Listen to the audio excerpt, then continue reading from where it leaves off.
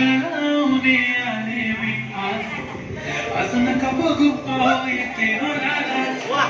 केला शृंगार